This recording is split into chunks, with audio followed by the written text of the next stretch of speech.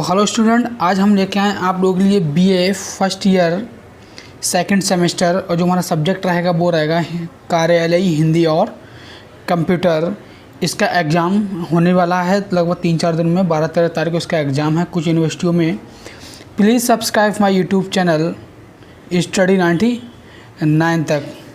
Guys, इसमें जो हम क्वेश्चन कराएंगे वो हमारे 30 मोस्ट इम्पोर्टेंट क्वेश्चन हैं, जो बहुत ही ज़्यादा इम्पोर्टेंट क्वेश्चन है जो आपके एग्ज़ाम में उपयोगी हो सकते हैं। चलिए गाइस, बिना देरी क्यों हम वीडियो को स्टार्ट करते हैं। क्वेश्चन नंबर हमारा 1 है, मानक भाषा को निम्न में से किसी और नाम से भी जाना जाता है।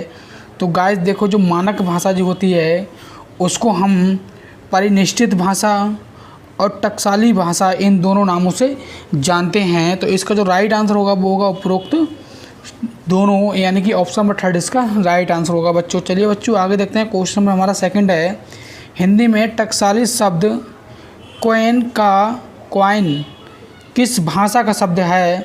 तो गाइस देखो, इसका जो राइट आंसर होगा वो होगा आपका अंग्रेजी भाषा का, यानी ऑप्शन नंबर 2 इसका राइट आंसर होगा दोस्तों। चलिए आगे देखते हैं स्टूडेंट। क्वेश्चन नंबर हमारा 3 है, निम्न में कौन श्रव्य दृश्य सामग्री है, यानी ऐसी कौन सी इसमें श्रव्य और दृश्य ऐसी कौन सी सामग्री है जिसे हम देख सकते हैं और सुन सकते हैं।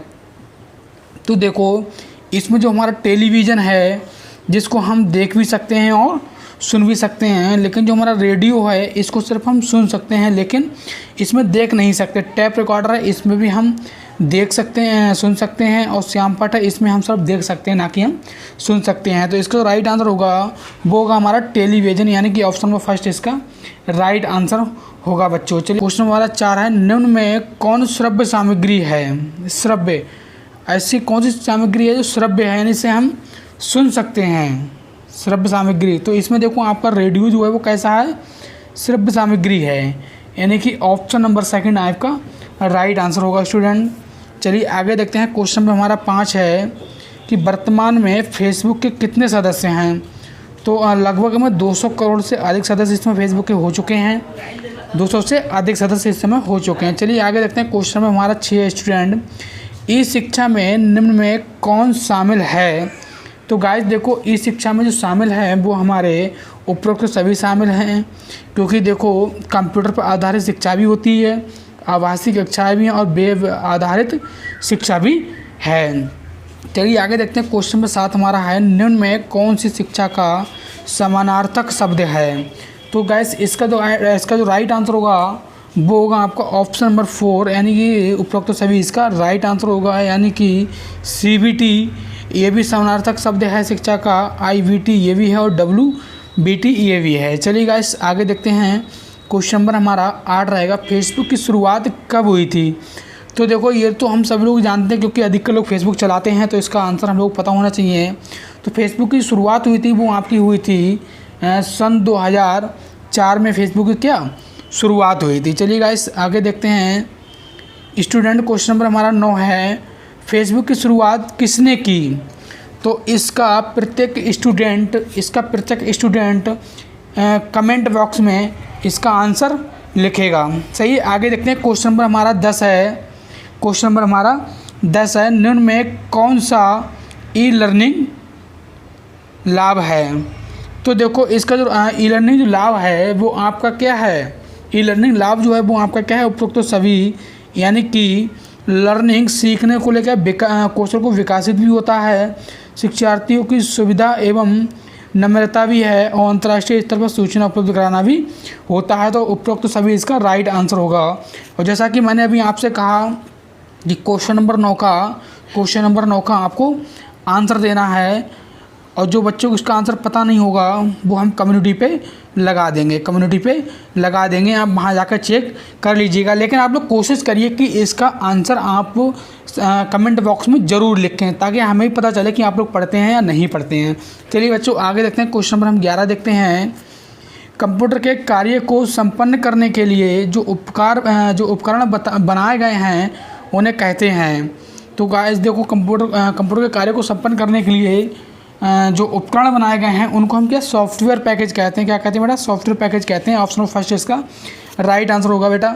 आगे देखते हैं बेटा। क्वेश्चन नंबर हमारा 12 है, इंटरनेट का पिता किसे कहा जाता है? तो देखो स्टूडेंट, ये भी क्वेश्चन आप लोग पता होना चाहिए कि इंटरनेट का पिता जो है वो प्रोफेसर लियोनार्ड क्लिनरॉक को कहा जाता है, यानी कि ऑप्शन नंबर फर्स्ट इसका राइट आंसर होगा बेटा। चलिए आगे देखते हैं स्टूडेंट, क्वेश्चन नंबर हमारा 13 है, वर्ल्ड वाइड वेब का विकास कब हुआ, यानी कि WWW का जो विकास हुआ था वो कब हुआ था? तो स्टूडेंट इसका आंसर आप सभी लोगों को पता होना चाहिए, क्योंकि इसका विकास जो हुआ है वो सन 1980 यानी 1980 के आसपास हुआ है। चलिए स्टूडेंट आगे देखते हैं, निम्न में से कौन वेबसाइट मेल सर्वर की भांति कार्य करता है? तो देखो स्टूडेंट, इसका जो राइट आंसर होगा वो होगा आपका हॉटमेल, यानी कि ऑप्शन नंबर फर्स्ट इसका राइट आंसर होगा स्टूडेंट। चलिए आगे देखते हैं बच्चों, क्वेश्चन में हमारा 15 रहेगा, वेबसाइट के प्रथम पेज को कहा जाता है? तो देखो कोई भी वेबसाइट हो, यदि उसका प्रथम पेज को हम क्या कहेंगे? होम पेज ही बोलेंगे। क्या बोलेंगे बेटा?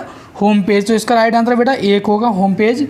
चलिए बेटा आगे देखते हैं, क्वेश्चन में हमारा 16 है, निम्न में से कौन सी वस्तुएं कंप्यूटर को हानि पहुंचाती हैं? तो देखो जो धूल एवं गर्द जो होती है वो भी हमारे कंप्यूटर को हानि पहुंचाती है। नमी होती है, नमी के कारण हमारा कंप्यूटर ख़राब हो सकता है, तो ये भी हानि पहुंचाती है। अधिक ताप हो जाएगा तब भी हमारे कंप्यूटर को क्या हानि पहुंचेगी। तो इसका राइट आंसर बेटा क्या होगा? उपरोक्त सभी, यानी कि ऑप्शन नंबर 4 इसका राइट आंसर होगा बेटा। आगे देखते हैं, क्वेश्चन नंबर 17 हम देखते हैं बेटा। क्वेश्चन हमारा 17 है, कंप्यूटर की सफाई एवं रख रखाव हेतु आवश्यक है? तो देखो क्षति पहुंचाने वाले पदार्थों से दूर रखें। हाँ, कंप्यूटर की अगर आपको साफ़ सफाई रखना है तो आपको ये करना पड़ेगा बेटा। क्वेश्चन और देखो सेकंड हम देखते हैं, इन्हें शीतल स्थान पर ना रखें। हाँ, यदि हम कंप्यूटर को शीतल स्थान पर रखेंगे तो उसमें नमी आ जाएगी। जब उसे हम शीतल स्थान पर रखेंगे तो क्या आ जाएगी बेटा? उसमें नमी आ जाएगी, और यदि नमी आएगी तो कंप्यूटर हमारा क्या हो जाएगा? ख़राब हो जाएगा बेटा। क्या हो जाएगा बेटा? ख़राब हो जाएगा। तो ये भी ज़रूरत है। दूसरा देखो, वैक्यूम क्लीनर का प्रयोग सुरक्षित होता है। यदि आप वैक्यूम क्लीनर का प्रयोग करेंगे तो हमारे कंप्यूटर में क्या होगी? खराबी नहीं आएगी। सही है, तो इसका जो राइट आंसर होगा बेटा क्या होगा बेटा? उपरोक्त तो सभी इसका राइट आंसर होगा बेटा। ऑप्शन नंबर 4 इसका सही होगा। चलिए बेटा आगे देखते हैं, क्वेश्चन नंबर हमारा 18 है, कंप्यूटर के प्रकार हैं।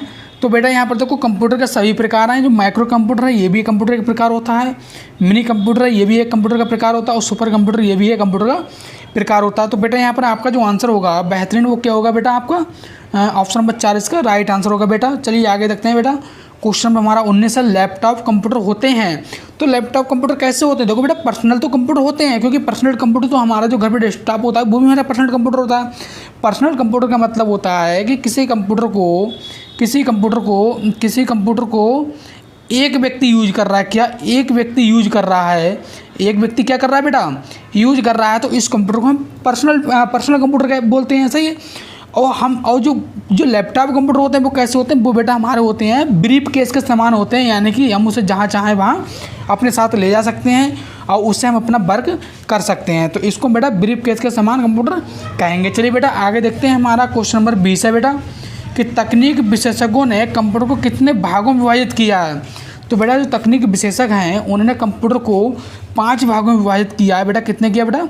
5 भागों में विभाजित किया है। चलो बेटा आगे देखते हैं, क्वेश्चन नंबर हमारा 21 है, निम्न में कौन सी विशेषता कंप्यूटर की है? अब बेटा देखो हम ये बात तो जानते हैं कंप्यूटर की विशेषता क्या है। तो देखो अचेतन है, ये कंप्यूटर विशेषता है नहीं है, निर्देशनों पर आधारित भी नहीं है, क्योंकि जो हम उसे निर्देशन देंगे वही तो निर्भर रहेगा कंप्यूटर। सही है। तो कंप्यूटर की जो मुख्य विशेषता जो होती है वो होती है शुद्धता, यानी कंप्यूटर में जो शुद्धता होती है, यानी कंप्यूटर में गलती जिसे हम बोलते हैं, गलती होने के चांस क्या होते हैं? कम होते हैं बेटा। तो इसका राइट आंसर क्या होगा बेटा? शुद्धता होगा। ऑप्शन नंबर 3 इसका राइट आंसर होगा बेटा। चलिए आगे देखते हैं स्टूडेंट, क्वेश्चन नंबर हमारा 22 है, निम्न में से कौन सी कंप्यूटर की सीमा है? तो बेटा देखो कंप्यूटर सीमा क्या होती है? कंप्यूटर की सीमा होती है बेटा निर्देशों पर निर्भरता, यानी कि ऑप्शन नंबर आपका जो है 4 सही होगा बेटा।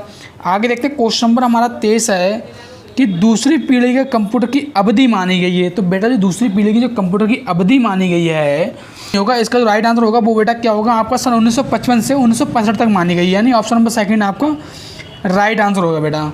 ऑप्शन नंबर 2 आपका राइट आंसर होगा बेटा। चलिए आगे देखते हैं बेटा, क्वेश्चन नंबर हमारा 24 है, कि तीसरी पीढ़ी के कंप्यूटर की विशेषता थी।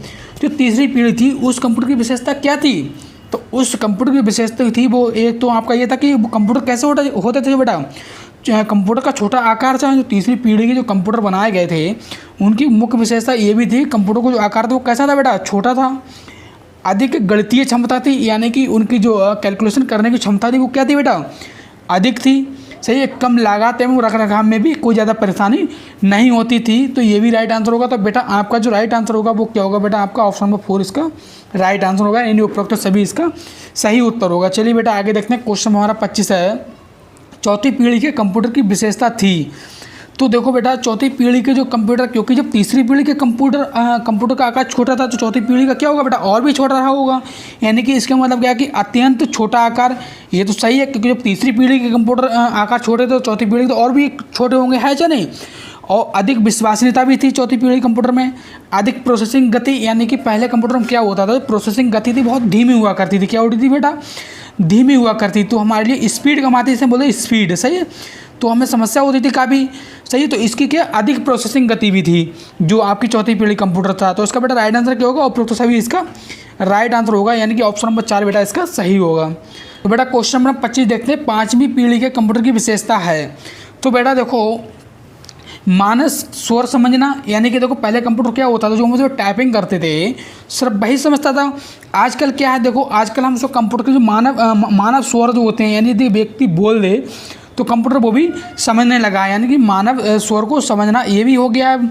एक साथ कई कार्य कर सकता है। आपने देखा होगा जब हम कंप्यूटर पर वर्क करते हैं तो हमने कोई एक पेज खोला, उसको मिनिमाइज कर देते हैं, और उसके अलावा हम कोई 1 2 3 या मान लो 10-20 पेज खोल सकते हैं, यानी एक साथ हम कई कार्यों को कर सकते हैं कंप्यूटर पर। ये कौन सी पीढ़ी हुई है, पाँचवीं पीढ़ी के कंप्यूटर की विशेषता रही है।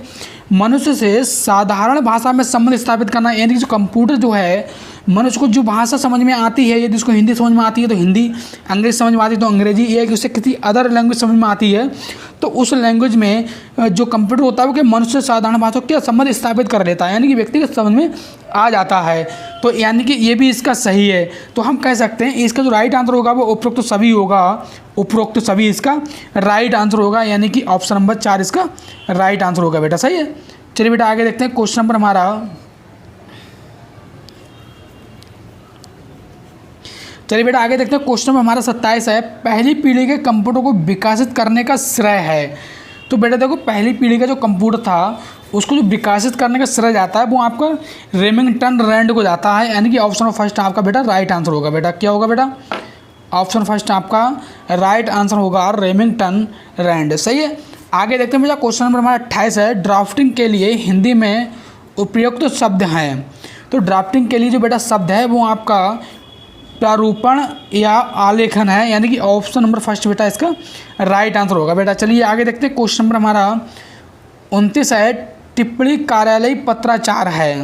जो टिप्पणी कार्यालय पत्राचार होता है वो बेटा क्या होता है, महत्वपूर्ण अंग होता है।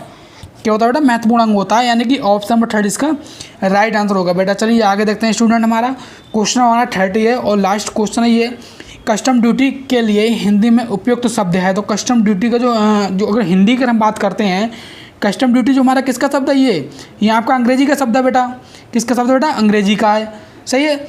और जो इसका जो हिंदी शब्द होगा वो बेटा क्या होगा, आपका सीमा शुल्क होगा। बेटा ऑप्शन नंबर 2 इसका राइट आंसर होगा।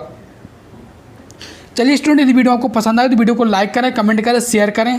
जय हिंद दोस्तों, वंदे मातरम।